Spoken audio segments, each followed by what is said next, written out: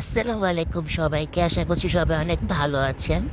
এটা হচ্ছে আমি একটা ঝোলঝোলা নুডলস বানাই। সবকিছু দিয়ে আদা, মাথা, যা আছে। আর এটা একটা পাঁচু ফল। এটা বাংলাদেশে হয়। এটা কি কেউ বুঝতে পেরেছেন? এটা হচ্ছে পিচ ফল। এটা বড় হলে বৃষ্টির পানিতে পোকা ধরে যায়। তাই আমার স্টুডেন্ট আমাকে এরকম কাঁচা অবস্থায় দেয়। তো ইউটিউব থেকে এটা কিভাবে মানে সিডটা যেহেতু বাংলাদেশে হয়েছে, তো সিডটা কিভাবে করলে বাংলাদেশে হয় সেটা আমি আপনাদেরকে ডেফিনেটলি একটা ভিডিওতে দেখাবো। আর এটার ভিতরে এরকম ডুমুরের মতো দেখতে। আর এটার বিচিটা ভাঙলে হচ্ছে মাঝখানে কাঠবাদামের মতো বের হয়। আর খেতে একটু টক টক। ছিলকাটা খাওয়া যায় কিনা আমি জানি না, আমি প্রথমবার খাইছি। আর এ তো আমি ইউটিউবে টিউটোরিয়াল দেখতেছিলাম এটা কিভাবে হচ্ছে করলে আমার গাছ বের হবে। ওটা ওই পিচ ফলটাই যেটা দেখতে একদম পাঁচু ফলের মতো। আর এই সে আমার অ্যাভাকাডো বীজ যেটা এখনো কিছু হচ্ছে না, অলমোস্ট 2 মান্থ ধরে এটা পানিতে ভিজতেছে।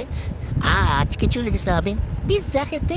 এটা মিরপুর 12 যে KFC বিল্ডিং সেটার উল্টো পাশে। বেশ ভালোই লেগেছে, কমের মধ্যে 230 ছিল ওদের প্রাইস। আর এই যে গরম গরম পিৎজা বের করে দিচ্ছে, সেটা আমি আরসি গোলা দিয়ে খাই। এটা ছিল একটা তন্দুরি পিৎজা। এভারেজ লাগছে যেহেতু কুকিং স্কুলে কোঅর্ডিনেটর আমি। সব জায়গা তো ফুড জাজ করতে পারি না, একটু এনজয় করতেই হয়। আসসালামু আলাইকুম।